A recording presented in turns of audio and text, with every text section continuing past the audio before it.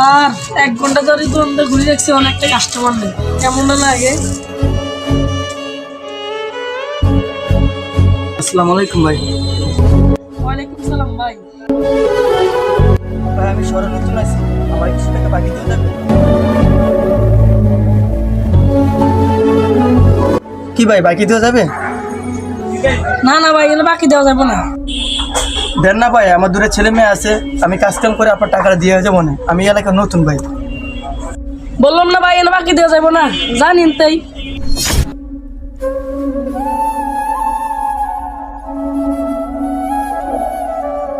ওই ভাই এদিকে আসেন তো। কি ভাই আপনি কি ঢাকা শহর নতুন নাকি? জি ভাই আমি নতুন। ভাই কি ওই দোকানে বাকির জন্য গেছিলেন?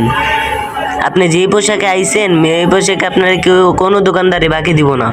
আপনি বুঝছেন ভাই, এই যে আপনার আমার এই জ্যাকেটটা নেন আর আমার মোবাইলটা নেন, আর নিয়ে অর্ধারে যাইবেন, বুঝছেন? যা অর্ধারে দুইটা হিট করে দুইটা কথা কইবেন, আর পরে দেন আপনার দেয় কিনা, বুঝছেন ভাই?